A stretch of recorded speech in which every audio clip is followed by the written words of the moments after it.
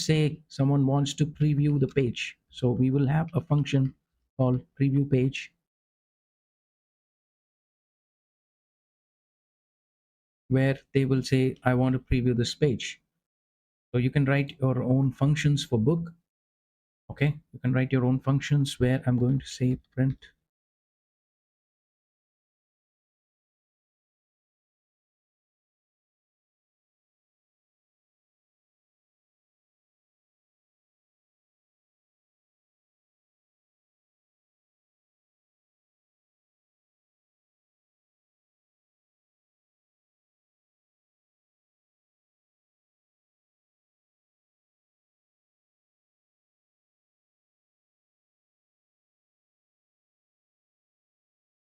And that's it. I have added a new function in my book class,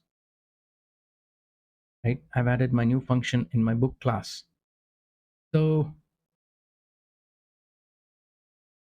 as you can see, we have just one function in the book class, but we can inherit all these functions from our base class. So what this means is a book is a product. First, it's a product, and then it becomes a book. So book is a product. Book can do everything that a product can do. That's what this means. That's what inheritance means. A book can do everything that a product can do, and it also can do something more. So these are things which are very specific to a book, like previewing a page, right? So that's what we mean by inheritance. For my book function, I want the display info to display the author and the book name. I don't want it to display SKU and price. I wanted to display SKU and price.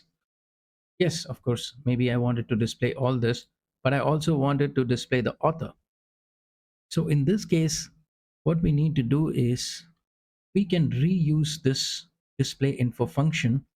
So what we have to do here is we can use this keyword override, and we can have our own display info.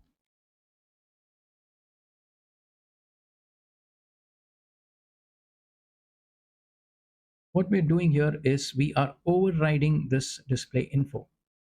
So what we are saying is if somebody wants to display the info for a book, then please use this function and not the function inside the product. That's what we are doing here. But it gives us an error because display info in product cannot be is final and cannot be overridden.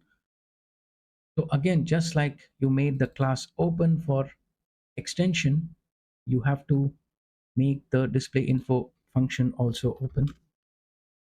So by using this keyword open, now you can see that I'm able to override this function display info, and here I can have my own display info for book. But let's say I want to call this first.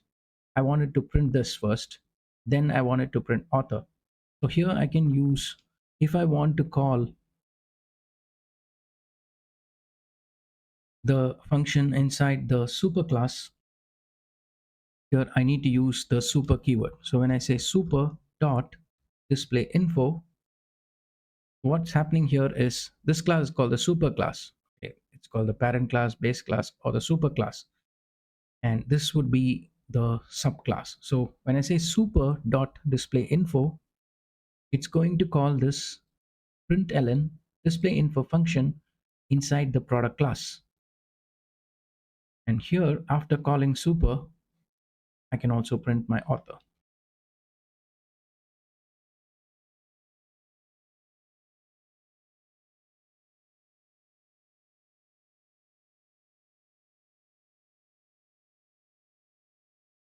So let's see how this works. So let's say book dot, and let's say display info. Let's go and run this. Look at the output here. You see that it's printing book one SKU and the price and then the author name. So so inside the main, I said book dot display info. So let's do a control click on this. You see that first it is calling it's going to call this display info inside the book. And here, since we have super.displayInfo, super here, I do a control click here and it takes me to the products display info. So I can now reuse the same code by calling super, and then I can also use my own code inside this. Great. So now we no longer have any shared properties. And moreover, we've discovered something called as method overriding. So when you used this override keyword, what we're doing here is we are overriding this function.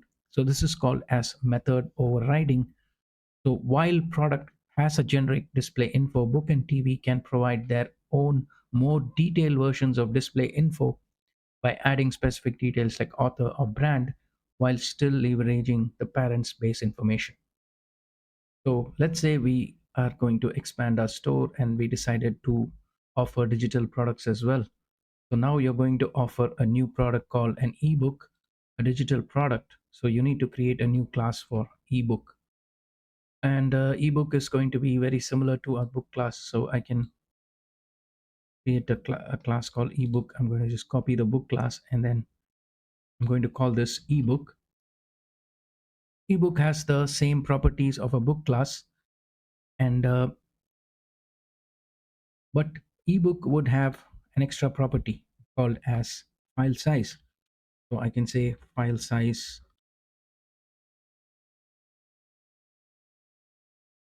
Okay. And I also discover that my book class would have something called weight, which which my ebook is not going to have. Now if you think about this, there is a problem here.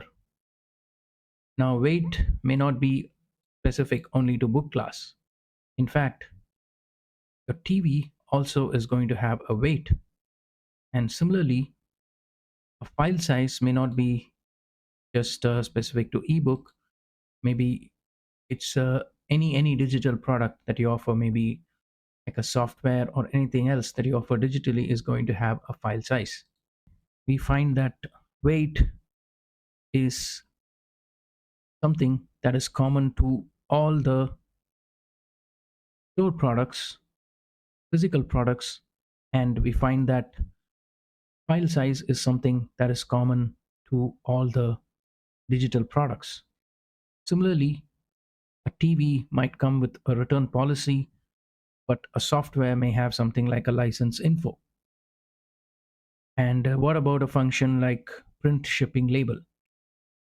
So shipping label makes no sense for digital products. So we're going to have to cram all this. Maybe we can move this shipping weight. Maybe we can move the shipping weight to the product. So what will happen? Well, ebook doesn't have something called shipping weight. Doesn't make sense.